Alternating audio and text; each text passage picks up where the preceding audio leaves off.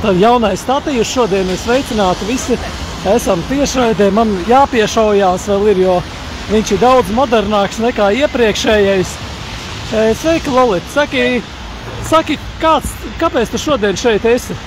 Es noklausījos, kad Lielbritānija ar rītdienu atceļ visus nepamatotos Covid ierobežojumus, tas ir maskas, piespiedu vakcināciju, kādas tur vēl ofisiem jāatgriežas darbā, nekāda nepamatot strādāšana no mājām. Īrija ir atcēlusi līdzīgi, kurš vēl mums tur Slovākija laikam arī ir atcēlusi. Tad es noklausījos šī te Horvātijas deputāta Eiropas parlamentā tādu ļoti striktu uzbraucienu gan tai Fon dāmai, gan arī pašam Makronam. Un par to, kad ir jāpārtrauc sabiedrības šķelšana, kad ir jāpārtrauc šī genocīds ar piespiedu gēnu injekcijām 500 miljoni Eiropas Savienības iedzīvotājiem. Tā kā es domāju, ka arī Latvijas cilvēkiem ir beidzot jāsaņem visu drosmi, kas viņiem ir, un ir jāpasaka strikts nē šim medicīniskajam teroram. Tu esi satraukusies šobrīd? Nē, nemaz.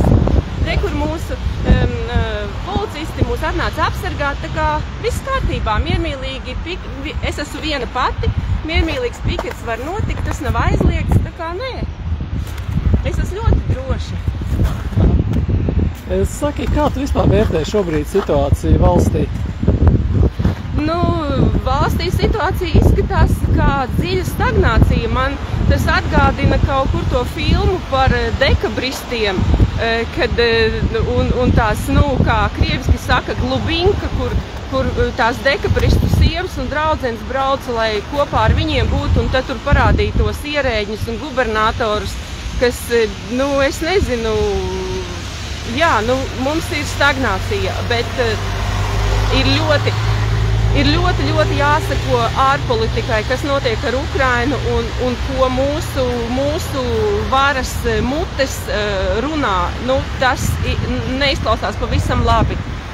Es negribu celt paniku, bet tas neizklausās labi, un būtu arī viņiem jāpasaka, kad viņi ir tikai tautas kalpi, kad viņiem nav tiesības lemt par to, vai Latvijai piedalīties karā ar Krieviju par Ukrainu. Es domāju, ka mans nākošais pikets būs nē karam. Tātad Mamikina kungs ieradies. Sveiki, kā tu vērtē šobrīd? Tu esi satraucies? Es pirms man jājautā. Stipri satraucies? Par ko tad? Tā kā Levis bija satraucies ar pārkāpt likumus. Es pat arī redzēt, es staigāju, nevaru cepuri noņemt. Kaut gan himna neskan, bet es nevaru cepuri noņemt. Es kā prezidents. Es pēc iepriekšējas himnas atskaņošanas, es tagad guļu cepurē, dušā gāju cepurē, ar sievu visu daru tikai cepurē. Apakšbikses var nenovilkt, bet cepurē jābūt vienmēr uz galvas, jo mums prezidents ir mūsu piemērs. Es atceros, šitain te bija Ļeņina piemineklis, kādreiz tur man uzņem pionierus, tagad draugiem stāstīju. Un bija tāds dzējolīts Ļeņins mūsu paraugs. Es pilnīgi nopietni varu atkārtot, ka Levits mūsu paraugs. Tā kā mums, darga latviešu tauta, mums jādara viss, kā dara mūsu prezidents. Viss. Saki, kā tu vērtē, Andrej, šobrīd situāciju valstī? Tas ir pēdējās nedēļas ļoti būtisks jautājums sabiedrībā saistībā ar to, ka valsts amatpersonas ļoti daudz sāk runāt par kara tēmu. Kas tas tāds ir? Viņi turpinā to, ko viņi iesakuši, un viņiem puka vīrus šeit ni pri čom absolūti. Tad, Andrej, paldies! Es būšu atpakaļ, skatos, ka notiek kaut kāda kustība šobrīd. Nevajag pāri ielai, jūs nobraukt. Nav neviena mašīna. Nevajag, tu gāja pāri. Pirmo reizi redz, ka policija stāv.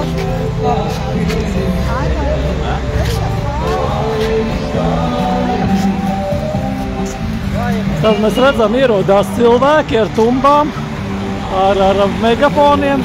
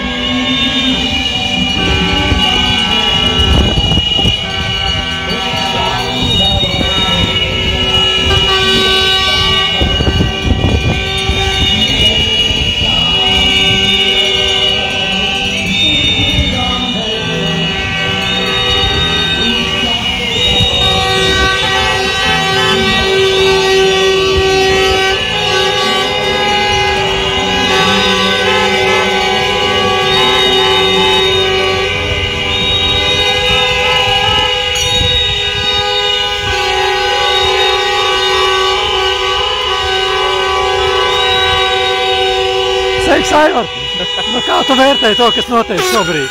Nu, kā es vērtēju? Viss ļoti pareizi. Nu kā? Mums jau nav citas iespējas, kā vienkārši šos neliešus izsvilpt, jo izsvilpjot mēs parādām, kas viņi tādi ir. Un cits jau nekas mums neatliek vienkārši uz šo brīdi, ja?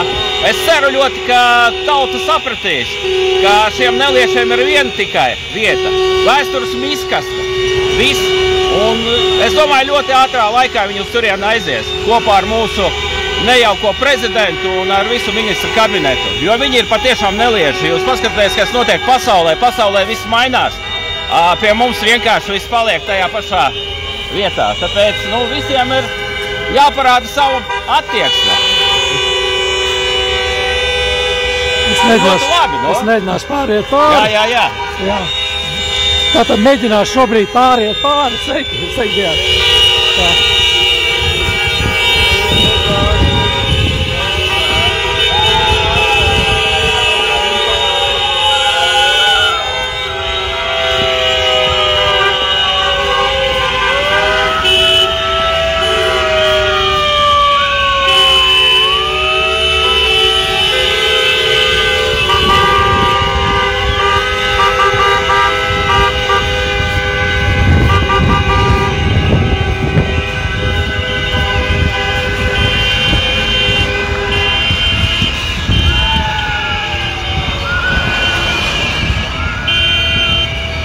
Tātad mēs redzam, ka šobrīd sāk pulsēties cilvēki.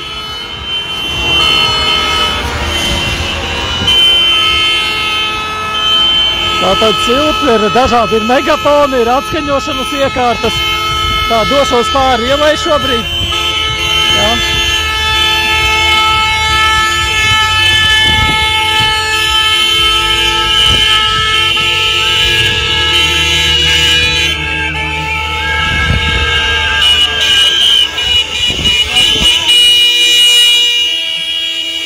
Kas notiek, Kaspar? Nē, viņš pateica, paiet tajā pusē, tur var iet rūkšot, šeit galvenais, tikai lai viņš šeit, sanāk būs tīkets un tā tālāk. Jo te ir aizsargi josla, un tad viņš saka, labāk neiet tajā pusē. Bet tā ir neko. Jūs kaut kādā veidā apdraudat, ja darbu dod Jā. Tā apdraudam.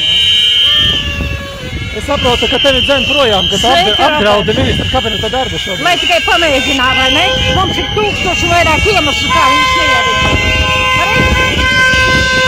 Visu Latviju, visu sagrauši, ko vien varējuši.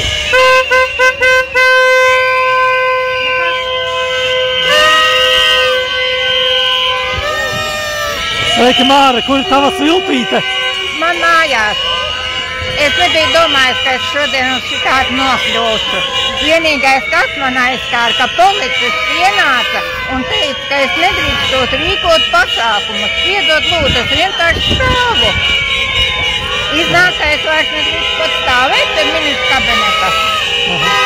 Skaidrs. Jā, sveiki. Sveiks, Marek. Nu, kā tu vērtē šobrīd, kas te notiek? Es vienkārši pastaigājos, tā kā mēs visi. Ko es tev varu pateikt? Kur ir tava svilpīte? Mana svilpīte ir sirdī. Es esmu te. Sveiki, Jāna.